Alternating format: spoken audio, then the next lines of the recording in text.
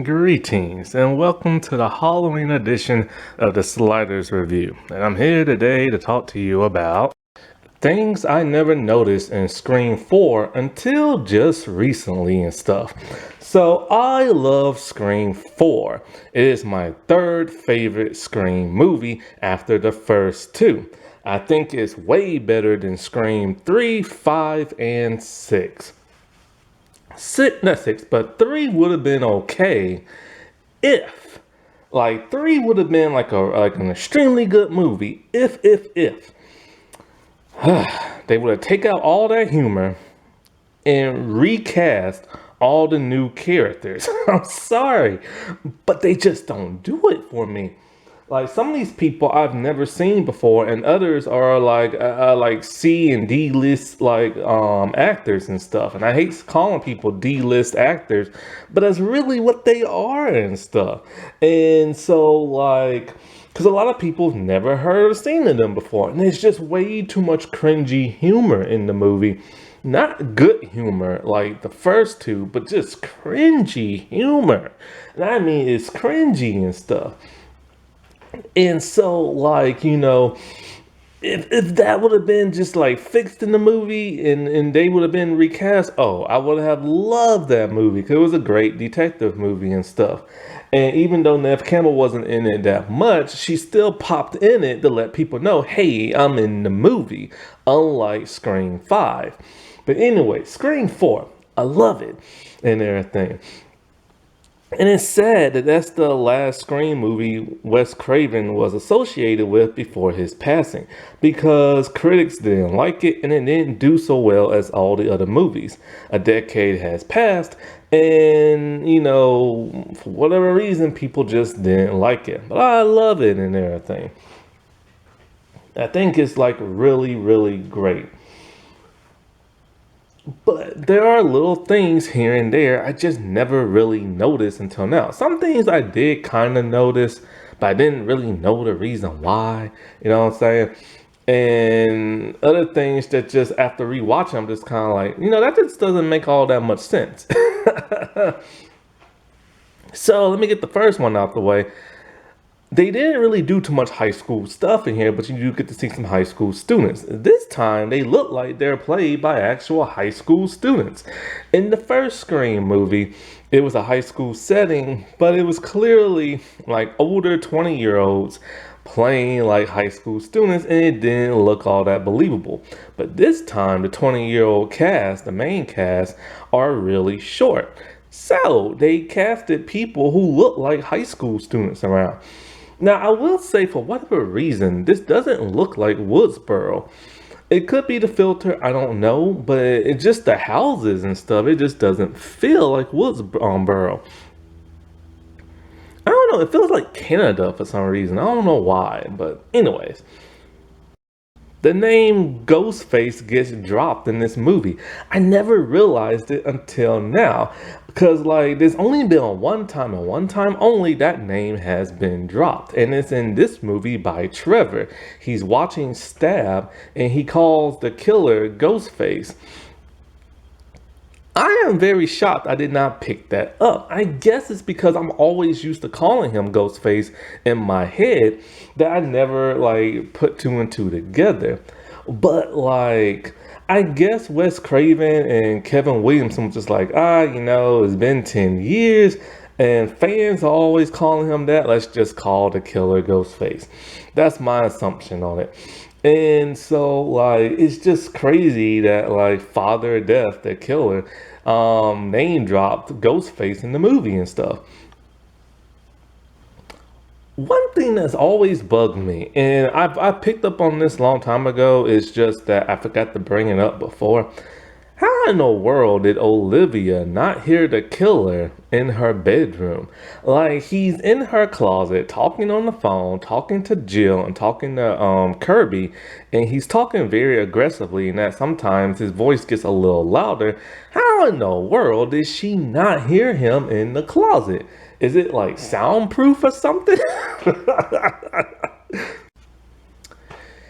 The whole Jill's mother, Sydney's aunt thing, I don't know. Like, that's always bugged me in the movie because this is now the fourth movie in, and we're just now hearing about her aunt.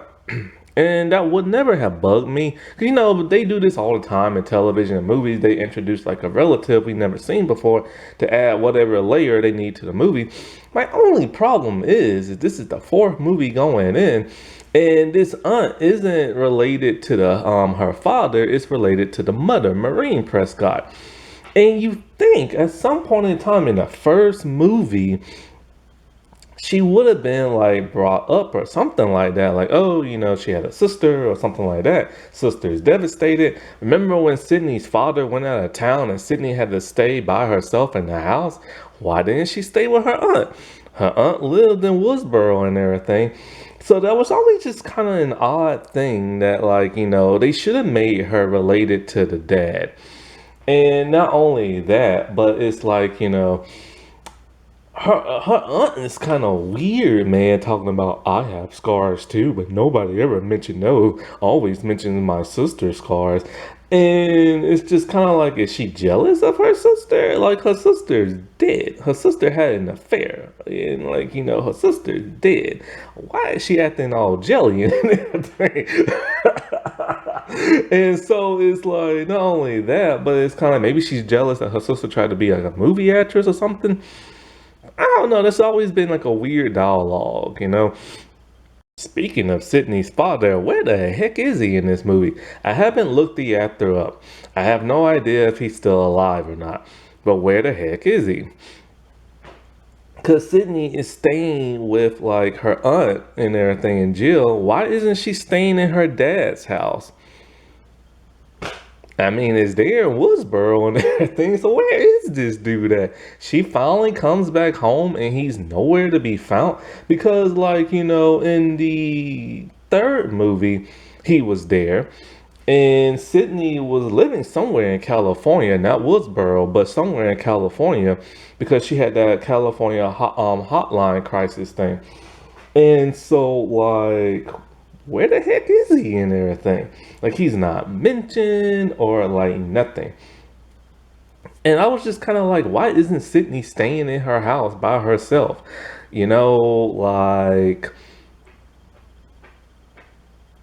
that never made no sense to me. It's just always been weird. One thing I noticed back in this movie I never pointed out is where the heck is Sydney's gun at?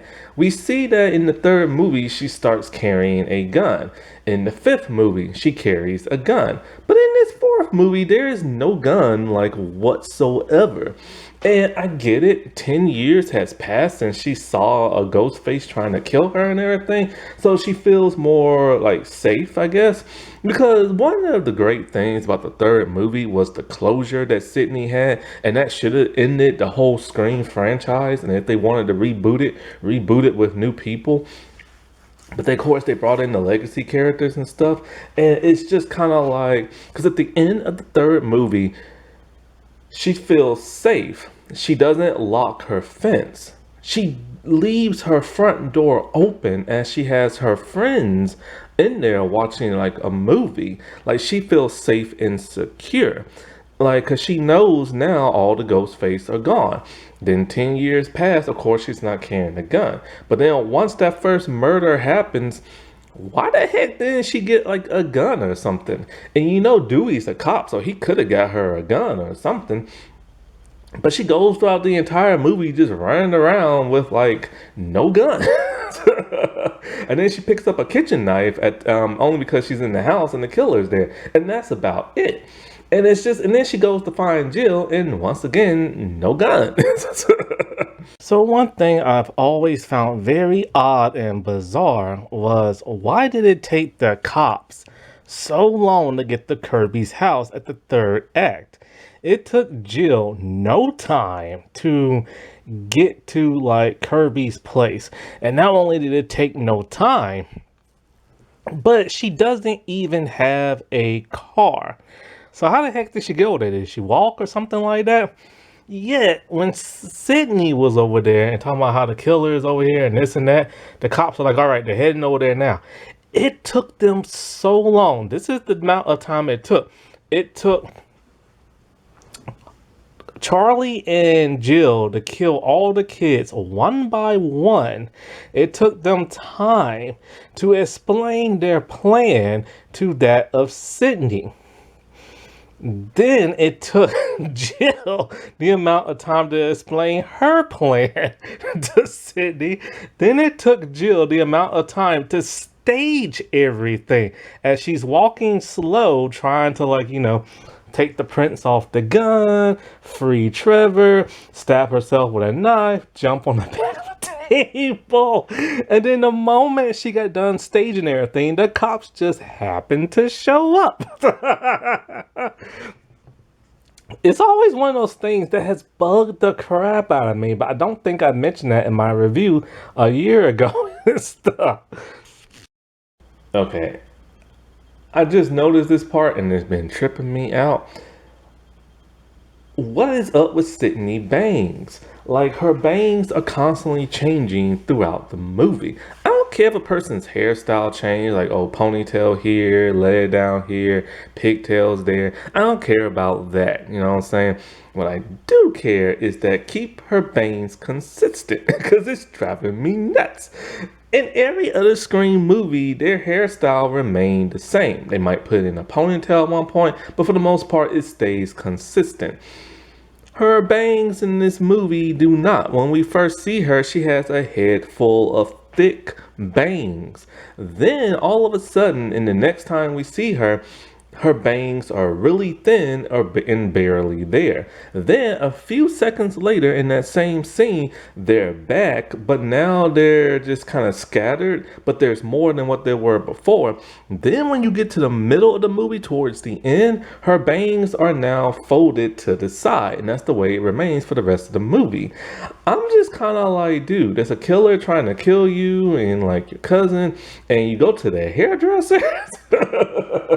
And it's just one of those things that bugs the snot out of me, but not as much as this next part. Rebecca's jacket. I didn't notice this until I rewatched it, but it constantly changes color and everything. And I started tripping. I mean, it changes to at least 4 different colors all in this one scene. So when she's in the parking lot, it must be the lighting or something like that. At first, I thought, okay, back in old school Hollywood, they would like buy something like a toupee or a shirt or something, and then for whatever reason it goes missing or it gets damaged, so they have to get another one, but they can't get one that looks exactly the same. That's old school Hollywood. So I figured maybe they did something like this here, like a couple of months passed in the shooting and they lost a jacket or something. But like, it constantly shifts. It could be the lighting. It could be this weird filter that they put on the movie. Basically, her jacket goes from like a dark yellow to that of a light yellow, almost a cream yellow, and then peach. It freaked me out. I'm just like, am I tripping? Is my mind going crazy? Am I seeing things? Is it that false memory Mandela effect or something like that? Like, what the heck is going on? And last but not least, the filter. The dreaded filter of Scream 4. I noticed part of it, but not really back in the day. And so, like, I noticed that the movie looked darker. It had like this dark, inky, shadowy effect on everything. I'm used to seeing that in Goosebumps, the old 90s series. But only when they put that dark filter on there, when they had to like show like nightfall. But I do like the dark, inky look. It gives it like a very dark vibe, but it's a little too metal-ish, you know what I'm saying? And it can be a little bit distracting, but not as distracting as that weird glowy filter they put on the movie. Now that I really didn't notice. Why? Because around that time that this movie was made, everybody was doing that weird glowy blurry filter type thing. Especially like in the Underworld movies, in the third Resident Evil movie and stuff. So like around this time, a lot of people like was doing that weird filter like look. So I was just used to seeing it. So I didn't really notice it until I started rewatching it on DVD and everything. And so like it gives it this weird hazy effect, a glary blur almost effect at times. And from what I've heard, that like, apparently this was a creative choice by them pretty much making fun of like all these rebooted movies with that weird filter to it and stuff. I think it's a bit much. If they would have done it, like do it like, pop it in, pop it out, like a couple of scenes, then that would have been making fun of it. If they would have done it in the Stab movies, that would have been fine, you know what I'm saying? But throughout the rest of the movie, it does have that weird, glowy, almost like Twilightish type like glow to it and everything. And it's somewhat distracting, not too distracting, but it is distracting. And especially when you watch all the movies back to back to back. And so like it's out on DVD, is out on Blu-ray, is out on streaming, and it still has that filter. Some people are praying and hoping that the 4K will take this filter away. And I don't have any 4K movies. I don't know if you need a special device for it or not. I don't know if I really want to rebuy it, because I tell you this right here, right now, I'm never buying another movie on Blu-ray unless I'm forced to. Like if there's no DVD copy, because like I was trying to watch the first Scream movie recently, and I have two versions. I have the DVD and I have the Blu-ray. And at first I noticed weird stuff in Blu-ray from other movies, and I assume, okay, it was just the way, because these movies are modern and they're different and there's different cameras and stuff. I figured that's why it has that kind of like hovering effect whenever people move. But then I watched Scream, and of course Scream was made back in '96, and so when it was on Blu-ray, I noticed something. Everything's picture perfect. There's no grain on it, but the way the characters move throughout the screen has a very awkward effect to it. It's almost like they're hovering and stuff. And it's so distracting, I could not watch it no more. So I went back to the old DVD version. It has the grain, which I like, and they move naturally. I don't know if it's my Blu-ray player that's doing this. I don't know if it's just something that just happens with Blu-ray in general, but I hate Blu-ray, man. Like, I seriously do. And like, so if I ever have to watch Scream, I'm just doing it on DVD. All right, well, I shall talk to y'all later. Bye.